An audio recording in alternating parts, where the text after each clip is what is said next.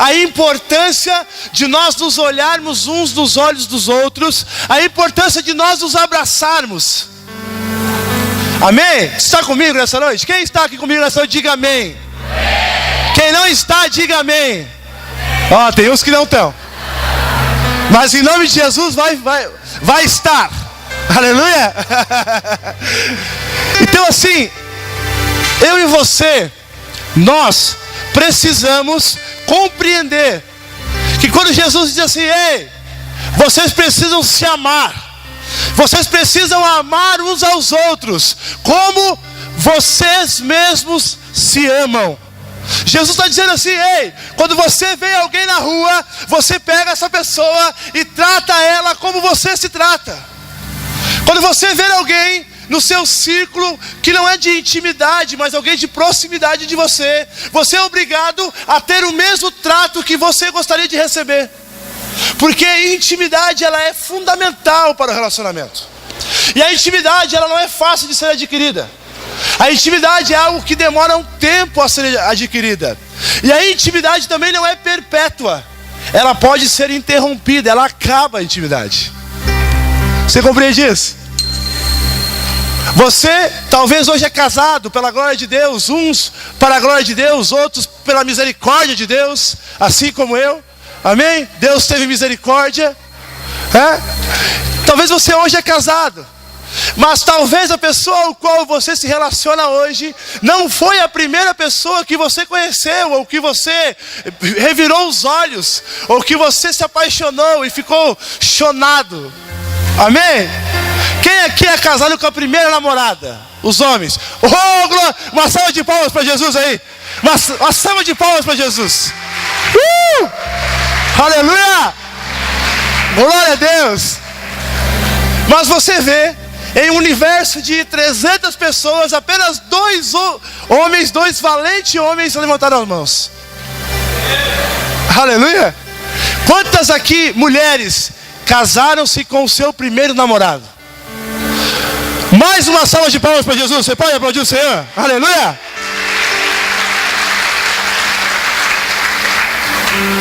Em um tempo onde os relacionamentos estão tão banalizados, nós encontrarmos aqui nessa noite pessoas que casaram ou que se relacionam com a mesma pessoa durante a sua vida, isso é motivo de glória ao Senhor. Amém? Mas como eu estava dizendo, talvez hoje você não se relaciona com a mesma pessoa que você conheceu, a primeira pessoa. Então você já teve intimidade com outras pessoas. Amém? Você já criou um relacionamento íntimo com outras pessoas. Então aí está a grande prova de que a intimidade, ela é algo difícil de ser conquistado, mas que ela tem fim quando não é bem conduzida. E eu quero te dizer que com Deus também é assim, mas somente pela nossa parte. Porque no relacionamento com Deus, o relacionamento de intimidade com Deus, os únicos que são capazes de quebrar esse relacionamento e findar essa intimidade somos eu e você. Porque por Deus, Ele quer ter uma intimidade eterna comigo e contigo. Você quer ver? Adão foi criado no Éden. Amém? Deus criou o mundo, criou a terra, fez essas maravilhas ao qual nós estamos aqui usufruindo, né? E aí então Deus cria o Adão.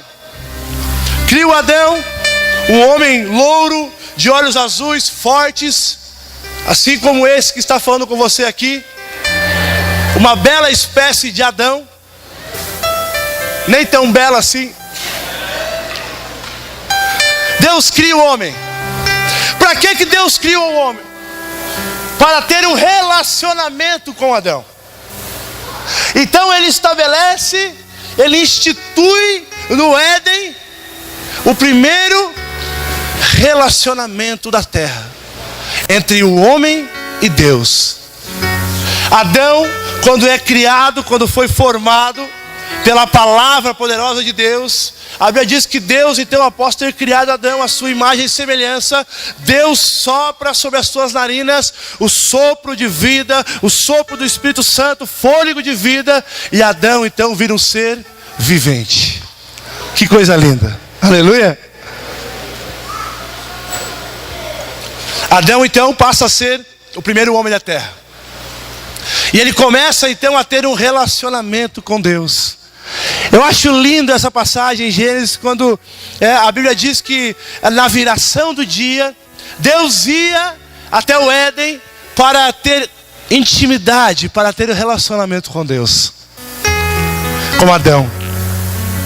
E esse relacionamento, eu tenho certeza, convicção, e isso é minha, de que os planos de Deus era ter um relacionamento eterno com Adão. Mas aí está mais uma prova de que é somente nós frustramos esse relacionamento. Adão então interrompe esse relacionamento pela sua desobediência, pelo seu pecado. E eu quero falar com você um pouco sobre intimidade, um pouco sobre adoração. Eu quero falar um pouco sobre Adão, sobre adorar em espírito, adorar em verdade. E eu quero falar também sobre adoração com você nessa noite, porque o nosso tema é intimidade e adoração. Você teve um belo momento de adoração aqui nesse momento, amém? Glória a Deus. Mas adoração é muito mais do que uma eclesiologia, do que um dogma. Adoração é muito mais do que nós vimos aqui em um workshop, em um culto ou qualquer coisa parecida. Levantarmos as nossas mãos, glorificar o nome do Senhor, entregarmos a Ele o nosso melhor louvor. Adoração é uma maneira de vida, é um modo de vida, é um propósito de vida que eu e você precisamos entender. A adoração, ela vai muito mais além do que 4 paredes de um prédio ou de uma igreja. A adoração é algo para ser vivido diariamente. Jesus, ele quebra paradigmas a respeito de adoração. Em João, eu quero que você abra a sua Bíblia agora. Em João, capítulo 4. Bem na frente, que não está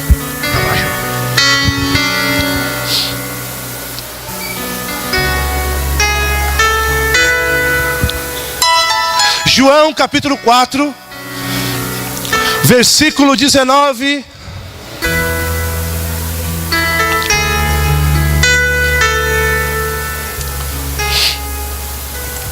E diante, quem achou, diga: eu vou comprar um pastel após o culto.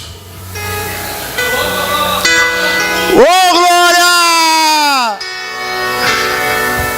Brincadeira, irmão, isso é só para quebrar um pouco o clima, amém? Para você não ficar tenso, quebrar um pouco a religiosidade. Nós temos liberdade no Senhor nessa noite, amém? Mas quem achou, então diga amém. E seguimos religiosos. João capítulo 4, versículo 19 em diante, diz assim, acompanhe da sua Bíblia. Reconheceu a mulher,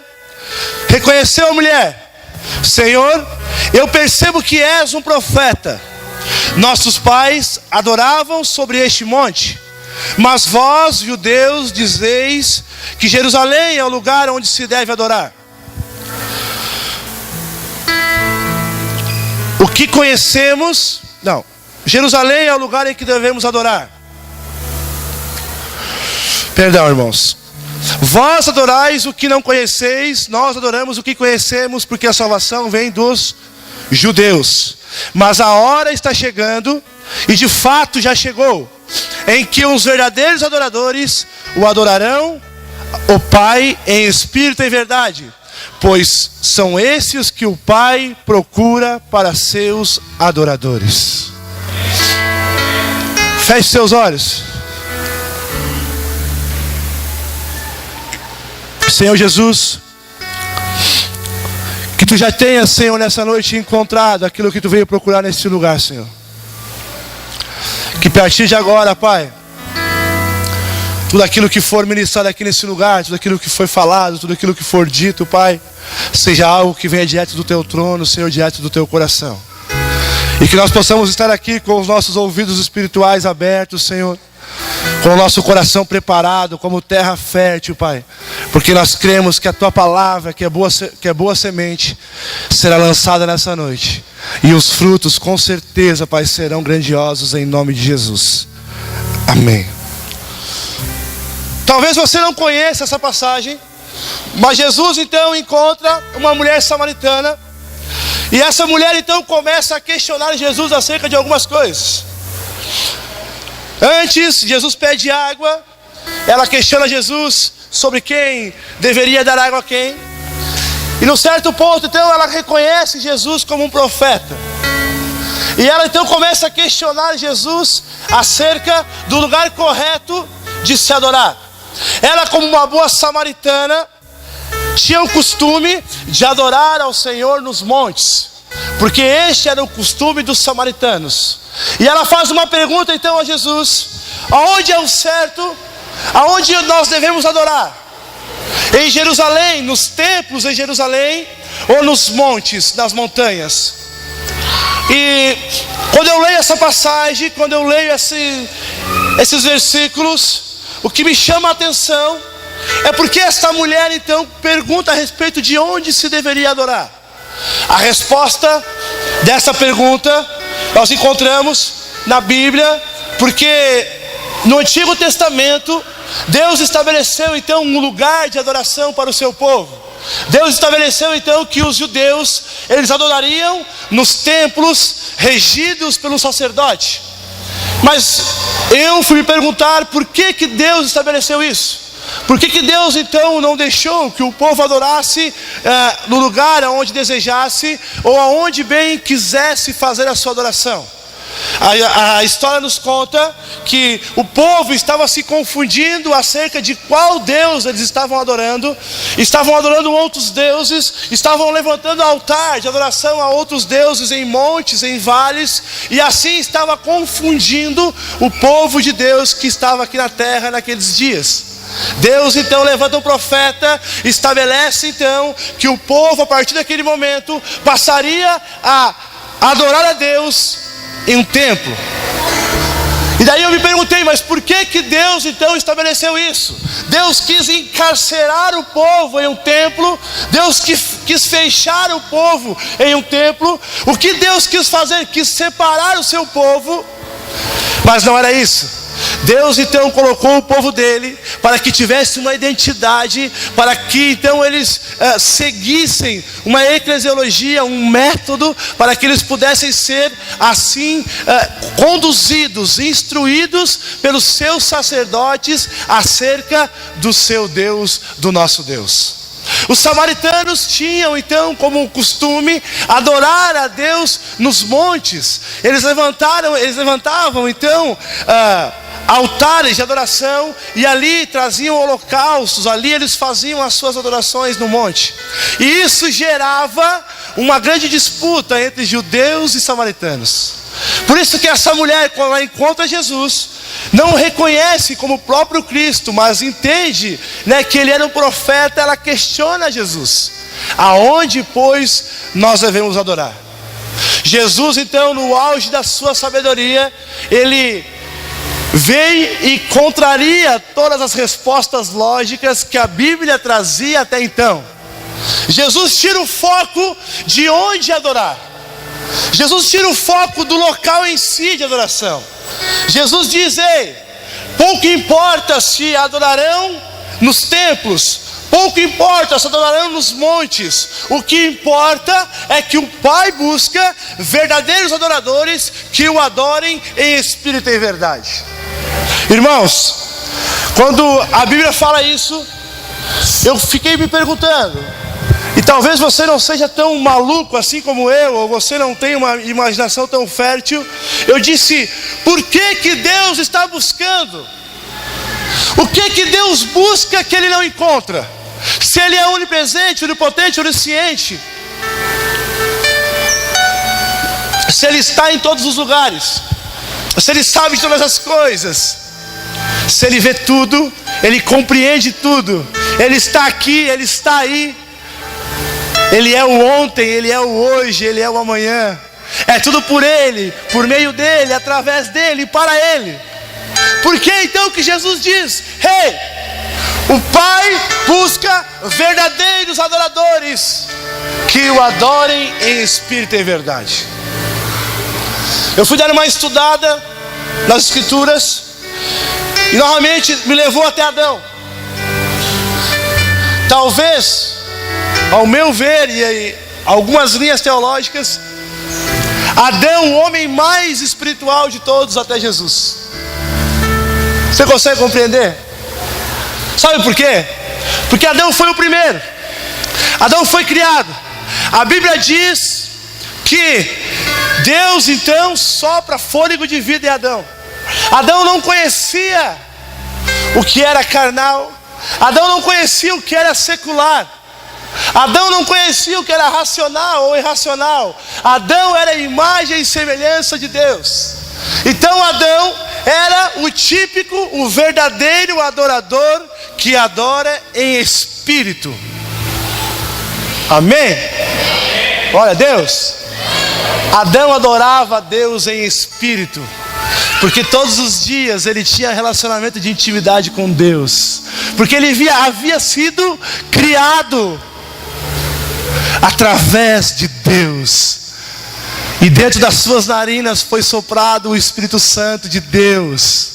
Porque ser um adorador em espírito é ter a comunhão plena com o Espírito Santo. Porque ser um adorador em espírito é ser um adorador em vida. Porque quando nós somos adoradores em espírito, somos testificados e temos a plenitude do Espírito, porque é o Espírito Santo quem vivifica. Amém? Então Adão era um adorador em espírito. E eu passei a me perguntar, mas por que Deus agora busca adoradores que o adorem em espírito e em verdade? Porque infelizmente adorar somente em espírito foi comprovado em Adão que não é suficiente. Vou deixar o pessoal passar, você preste atenção em mim, por favor. Porque adorar somente em espírito não é suficiente. Porque através do pecado foi gerado algo novo dentro de mim e de você. Foi gerado algo novo através do pecado dentro de mim e de você. Foi gerado o sentimento da dúvida. Foi gerado o sentimento da escolha.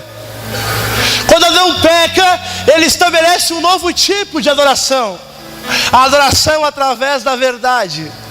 Através daquilo que nós adoramos a Deus por aquilo que Ele é e não por aquilo que Ele faz. E isso é verdade, é acreditar naquilo que as pessoas são. E Deus então, Jesus diz que Deus tem buscado adoradores que o adorem em espírito e verdade, porque aquele que adorava a Deus em espírito fracassou. E foi então estabelecida agora a adoração em verdade. E Jesus, quando diz isso, eu entendo que Deus está dando a condição, está nos dando o privilégio de sermos então encontrados como verdadeiros adoradores, agora não somente em espírito, mas também em verdade, para termos plenitude, não somente no Espírito Santo, mas também na nossa vida terrena. Adão, ele só deixou a plenitude do relacionamento entre ele e Deus quando ele passou a conhecer aquilo que era terreno. E quando ele conheceu aquilo que era terreno, ele rompeu aquela intimidade plena que ele tinha com Deus. E quando Jesus vem, ele estabelece um novo conceito de adoração. Aqueles que adoram a Deus em espírito, através do Espírito Santo que testifica a nossa fé, mas que também negam tudo aquilo que o mundo nos oferece, tudo aquilo que nós temos como verdade, mas que nos afastam de Deus. E quando nós negamos tudo isso e adoramos a Deus agora também por verdade, nos tornamos esses ao qual Deus tem buscado, adoradores de espírito e de verdade.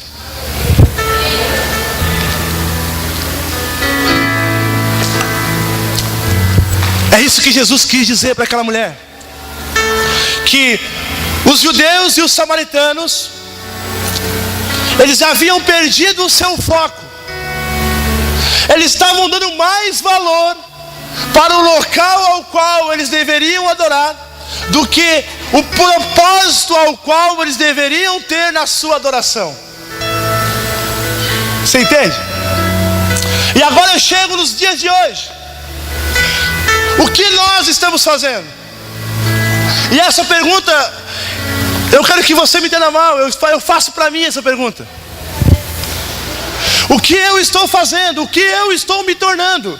Qual é o tipo de relacionamento que eu tenho estabelecido com Deus? Qual é o tipo de adoração? E isso me constrange, sabe por quê?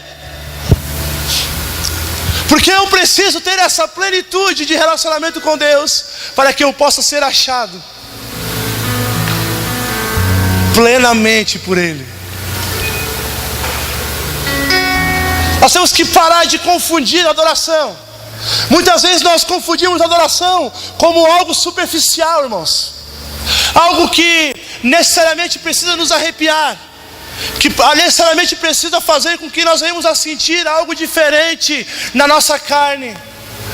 Nós temos que parar de imaginar a adoração como algo semanal ou dominical, ou como algo que nós estabelecemos em um dia, em uma hora marcada, em um tempo determinado. A minha adoração a Deus é nos sábados à noite e nos domingos à noite, durante 1 hora no máximo. É ali que eu entrego a minha melhor adoração. Jesus, Ele estabelece um novo método de adoração. Uma adoração diária, uma adoração de entrega, aonde nós já não temos mais diferenciação do que é natural e do que é espiritual, do que é verdade, do que é espírito. E passamos a adorar a Deus pelo que Ele é, mas não pelo que Ele faz para mim e para você.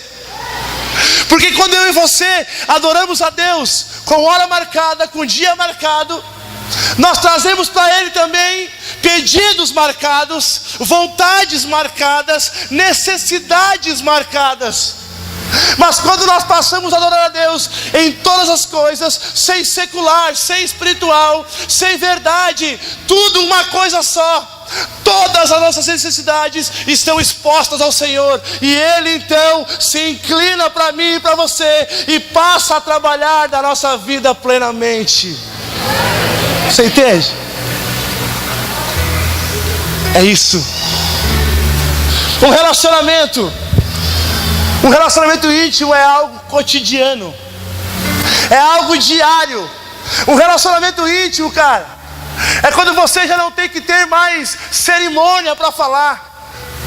Quantos casados aqui? Ou algum relacionamento, namorados, alguma coisa? Quantos pais e filhos aqui? Quem é pai, quem é filho? O relacionamento que Jesus quer estabelecer, quer implantar a partir daquela conversa com aquela mulher samaritana, é um relacionamento igual ao que você tem com o seu cônjuge, igual ao que você tem com a sua esposa. Um relacionamento que não precisa de cerimônias, um relacionamento que não precisa ter hora marcada, dia marcado, que não tem que pedir permissão, que simplesmente acontece ao natural. Você entende? Sabe por quê? Porque aí os problemas vêm à tona naturalmente. Daí as necessidades vêm à tona naturalmente. Quando eu chego em casa, muitas vezes cansado do trabalho, eu nem entro na porta, minha esposa já disse, comprou pão, leite, pasta de dente, sabonete. Eu digo, meu Deus, boa tarde. Mas sabe que ela não faz isso por mal? Sabe por quê? Porque nós temos um relacionamento pleno, nós temos um relacionamento de intimidade. Então naturalmente as coisas acontecem, as coisas fluem. Quando os meus filhos estão lá vendo aqueles desenhos lá, né? E vendo aquelas LOL. Quem tem filho aqui sabe. Aquelas bonecas caríssimas, Baby Alive. A minha filha não quer nem saber se eu estou com dinheiro, se eu não estou, se eu paguei a luz, se eu paguei a água, se eu paguei as contas, se eu estou no SPC, ela não quer. Ela só vira para mim e diz assim, pai, tu pode me dar de Natal?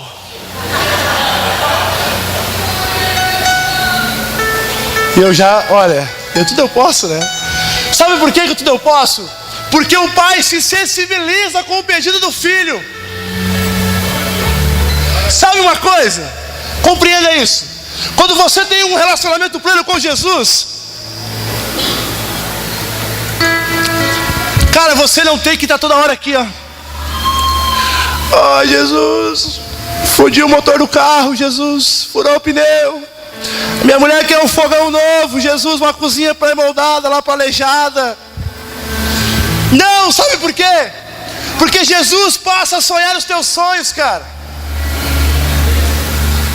Não ouvi. Jesus passa a sonhar os teus sonhos. E Ele passa a ouvir os teus pedidos. Sabe? E daí, como Ele é Pai, Ele olha assim e diz: não merece, cheio de pecado, todo sujo, mas é filho, Tiago. E Ele não resiste a um coração contrito e quebrantado. Você entende por que nós então resolvemos fazer um workshop de intimidade e adoração? Porque o meu povo não recebe porque pede e não sabe pedir. Sabe? Se você não tem relacionamento com uma pessoa de intimidade, cara, chega nessa pessoa e pede 10 pila para ela. Não vai rolar. Tem R$1 aqui, ó. Se não for meu íntimo, não rola. Sabe? Você está conseguindo entender? É muito simples. Se você não tem intimidade, talvez você está sentado ao lado de alguém que você não conhece. Quem está sentado ao lado de quem não conhece aí? Vamos ver. Vira uma pessoa do lado e pede R$100 para ela.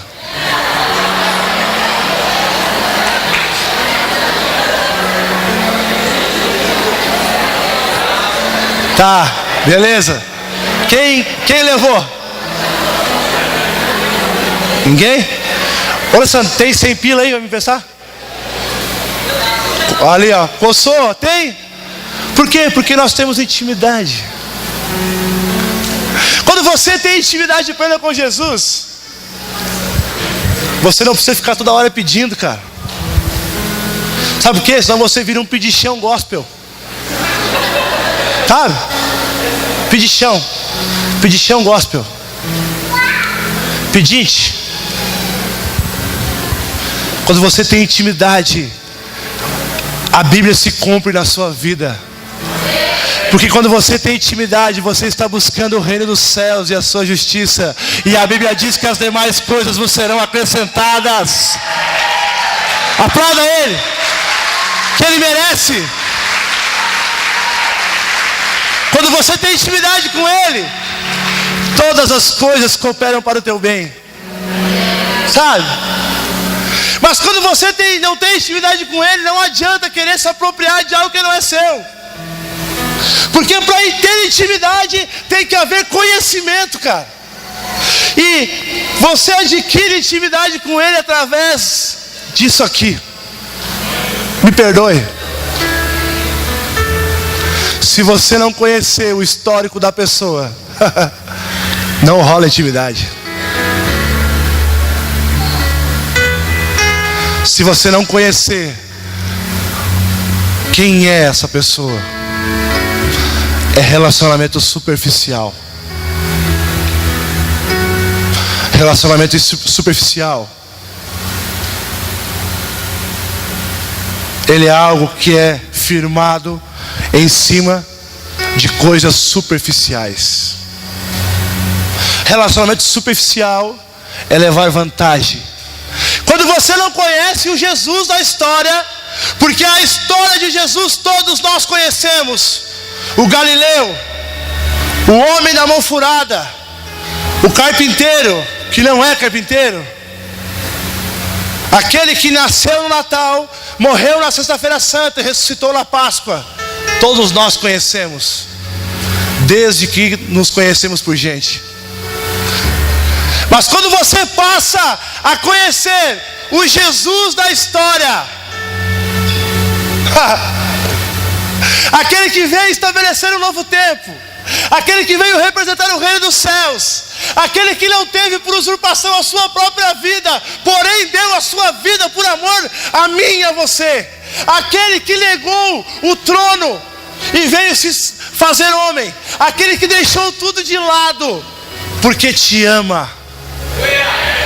Aí você passa a ter um relacionamento verdadeiro com Ele. Igreja do Senhor, nós precisamos nos aprofundar nas Escrituras. Não há intimidade, não há adoração, não há relacionamento com Ele sem conhecê-lo. E se você me diz que não conhece a palavra, mas que já conheceu Ele através de momentos que esteve com Ele, eu quero te dizer uma coisa, que você pode até ter tido alguns encontros com Ele, mas você não é íntimo dEle. Você entende? Sabe aquelas pessoas que tu encontra no mercado? Sabe? Que você encontra no mercado, dá um abraço, e aí, vai tomar um chimarrão, mas tu nunca quer que ele vá. Chega aí, meu irmão, parece para tomar um café lá em casa. Tomara que não vá. O Rafael vai, não dá para falar isso aí para ele. Sabe? Ou você não faz isso, só eu? Não pense que quando eu te encontro no mercado eu vou dizer para tomar um café lá em casa. Que agora eu sei que você já sabe que eu não quero que vá. É brincadeira. Mas se você não conhece a palavra de Deus, você não busca conhecer aquilo que Ele deixou como testamento para mim e para você, o relacionamento que você tem com Ele é assim, é um relacionamento esporádico, de oi, tudo bem, como vai. É um relacionamento de raso, é um relacionamento raso. Mas quando você conhece Jesus, você passa a ter um relacionamento como eu tenho com essa pretinha aqui. Que Deus abençoe a vida dela, né? Amém? Um relacionamento de intimidade, cara. Eu não estou falando intimidade, a intimidade íntima. Eu estou falando intimidade de cumplicidade, de chorar junto, sabe? De comer pão com ovo, que é bem bom, fritinho, né? É bem bom. 7 ovos fritos. Pra cada um, pra cada. Sabe? Obrigado, meu amor. Um relacionamento de chorar nas tristezas e sorrir nas alegrias. Quem não tem intimidade com você não chora nas tristezas, não sorri nas alegrias. Talvez até chore nas tristezas, que é muito mais fácil chorar na tristeza do que sorrir na alegria. Sabia disso? Eu aprendi isso com o meu pastor, pastor Fernando. Jesus, ele quer ter um relacionamento de choro. Sabe aquele choro no secreto? Ai, Jesus, pequei, Jesus. Mais uma vez eu pequei, Jesus. Mais uma vez, Jesus, eu te neguei, Jesus. Mais uma vez, Jesus, eu não consegui. Então ele chora contigo. E vocês, ajuda o outro e um seca as lágrimas do outro e tem um relacionamento de intimidade com Ele, de pai e filho. Jesus quer ter um relacionamento de alegria, pastor Jonas. De que quando você consegue algo, algo que você lutou, uma faculdade que você se formou, um filho que você conseguiu, né, gerar, algo grandioso, um carro novo, uma bicicleta nova. Jesus vai lá, te pega, tu não sabe andar de bicicleta, tem 40 anos, nunca andou de bicicleta. Jesus vai atrás. Aí você cai, Jesus ri. Caiu, bem feito. Sabe? É isso, cara. É isso. Esse é o relacionamento que Ele quer ter. Esse é o relacionamento que Ele almeja. Isso é o que Deus procura quando Ele procura verdadeiros adoradores. Que sejam super espirituais, mas que também demonstrem as suas fraquezas. Porque Jesus diz que a graça dele se aperfeiçoa nas nossas fraquezas. Você viu? Muitas vezes eu e você não queremos demonstrar fraqueza. Chegamos aqui na igreja arrebentado, moído, estraçalhado, mas com um orgulho lá no alto. E Jesus só esperando. Vem. Está quebrado, eu sei. Vem.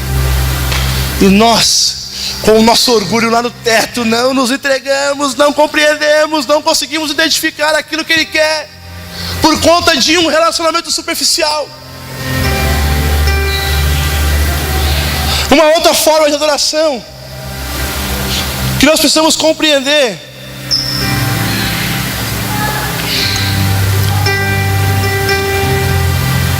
é nos tornarmos servos. E eu louvo a Deus porque eu sirvo a Deus nessa igreja, um lugar que Deus instituiu aqui nesse lugar homens e mulheres que servem ao Senhor com alegria, nos ajudam, fazem a obra de Deus com amor. Talvez você não tenha uma voz assim, que diz, canta aí, Thiago. Me leva à sala do trono, mostra a sua beleza, quero ver. Vai!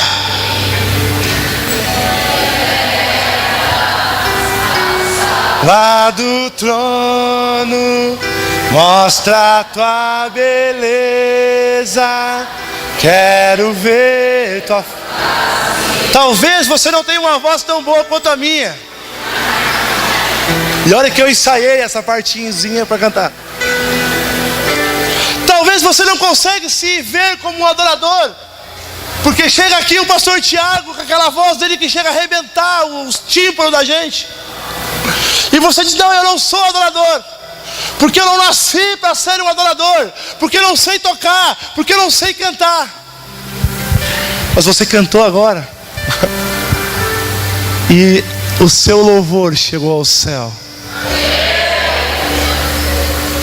Eu quero te dizer que muito mais importante do que você saber cantar, muito mais valioso, é você servir naquilo que você foi chamado para servir. Você acha que os levitas foram chamados apenas para louvar? Não. Deus, quando fala com Moisés, então Ele manda que Moisés estabelecesse algumas coisas. E uma das coisas que Deus manda que Moisés faça é que ele passasse então a estabelecer aquilo que os levitas iriam fazer, quais as suas obrigações. E em Números capítulo 13 está escrito lá que os levitas tinham obrigações de serviço. Eles cuidavam do tabernáculo, eles montavam as tendas quando eles estavam no arraial para o outro, eles zelavam aquelas tendas, eles cuidavam dos mantimentos, eles desmanchavam as tendas, eles carregavam a arca, eles carregavam para cá, carregavam para lá, eles iam à frente do exército, carregando aquela arca pesada, a arca que carregava a presença de Deus. Então o levita não é somente aquele que canta, mas é aquele que serve ao Senhor. Talvez o seu chamado é estar aqui na igreja para servir na diaconia. Adore a Deus na diaconia. Talvez você foi chamado, cara, como os irmãos que estão lá atrás fazendo a cantina. Adore a Deus preparando a cantina. Talvez você foi chamado para estar na porta. Adore a Deus na porta. Talvez você foi chamado para ser um bom ouvinte e replicante daquilo que você ouve. Faça isso da melhor maneira possível. A adoração, ela ultrapassa o nosso entendimento. Ela não está submissa, ela não está fechada em paradigmas ou crenças limitantes que impedem ela de crescer ou de se manifestar na minha e na sua vida. A adoração, ela vai muito mais além disso. A adoração é você viver uma vida de adoração a Deus. Os levitas faziam isso. Eles eram separados para o ministério muito jovens, e eles tinham um prazo de validade. para servir.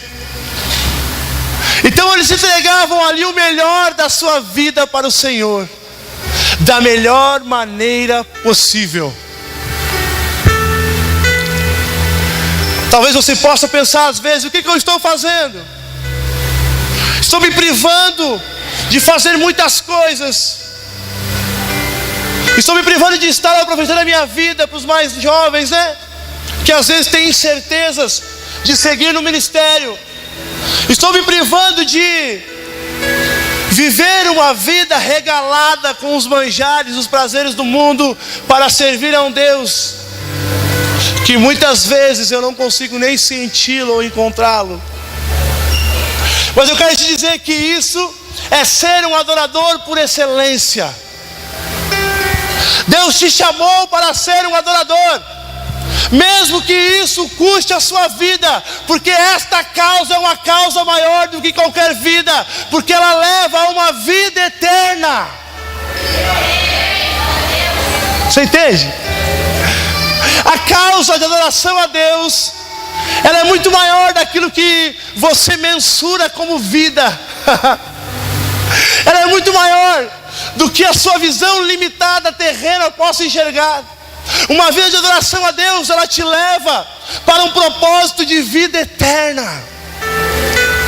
Você compreende? Se você não compreende, ou se você não se importa com isso, passe a se importar, porque a sua vida eterna já se iniciou.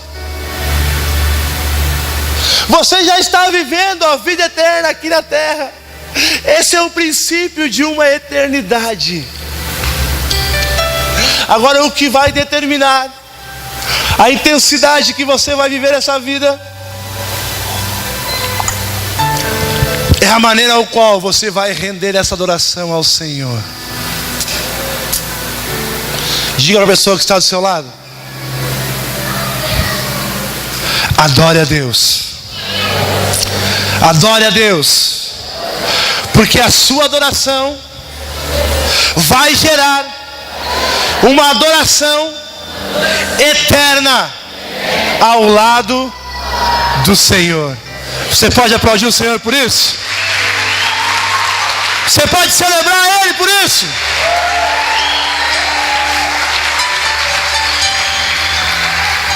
E eu vou encerrar. Eu quero que você se coloque de pé, porque nós ainda temos um grande ato de adoração nessa noite. Será o batismo das águas. Aleluia!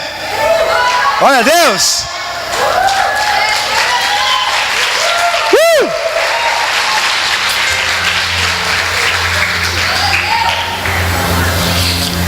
Pode apagar as luzes aqui da frente.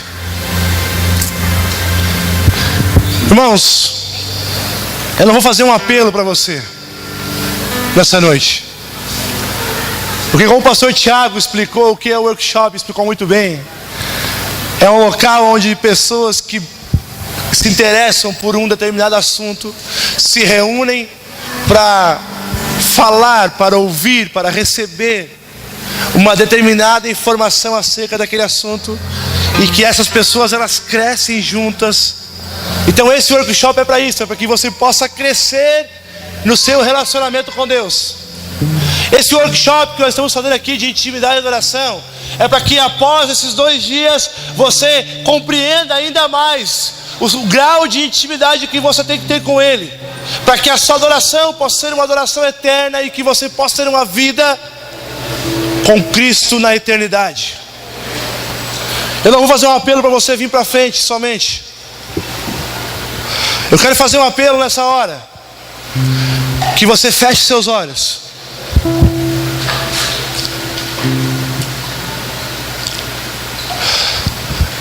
E eu tenho a convicção que Deus nessa noite vai curar pessoas nesse lugar. Amém? Mantenha os seus olhos fechados. Eu tenho convicção que nessa noite Deus vai libertar pessoas de vícios aqui nesse lugar. Deus vai restaurar casamentos aqui nessa noite. No simples fato de você compreender a importância de adorar a Ele e se tornar íntimo dEle. Sabe por quê? Porque a necessidade dessas pessoas que estão passando pelas situações ao qual eu descrevi aqui agora, elas vão ser externadas, e a sensibilidade do Espírito Santo vai fazer com que a cura recaia sobre a vida de vocês nessa noite. O que vai determinar essa noite você receber a sua cura nesse lugar não é aquilo que eu vou liberar, mas é aquilo que Deus vai liberar através da sua adoração. Aleluia! Você crê nisso? Diga amém. O que vai determinar aquilo que você precisa ser entregue nas suas mãos é o grau e a intensidade de adoração que você vai render a Ele nessa noite. Amém? Então eu quero que você fique com os seus olhos fechados e comece a partir de agora esse relacionamento de intimidade com Ele. Abra sua boca e comece a declarar coisas que você crê que são coisas que você pode proferir para alguém que você é íntimo. Comece a dizer o quão Ele é importante para você nessa noite. Comece a declarar quão bom é estar ao lado dEle. Comece a declarar nessa noite que Ele é o seu Deus e que você é servo desse Deus, e que nessa noite você se rende a Ele.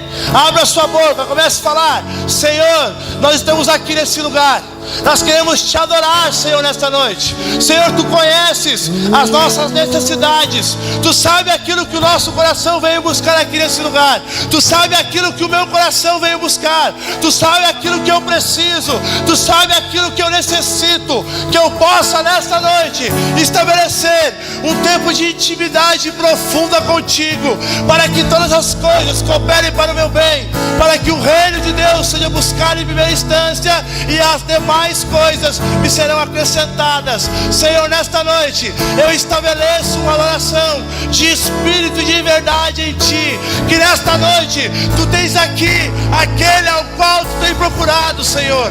Nessa noite nós estabelecemos nesse lugar os céus sobre este lugar, estabelecemos céus abertos sobre este lugar. E você que começou já a sentir algo diferente, saia do seu lugar, saia do seu lugar, vem aqui na frente, vem aqui na frente. Os pastores aqui, por favor, os pastores, os líderes, saia do seu lugar. Deus vai liberar algo poderoso sobre a sua vida. Saia do seu lugar. Se você tem alguma doença para ser curada, se você tem algum problema financeiro, se você tem algum problema de relacionamento, saia do seu lugar, vem aqui na frente. Os céus estão abertos sobre a sua vida nessa noite.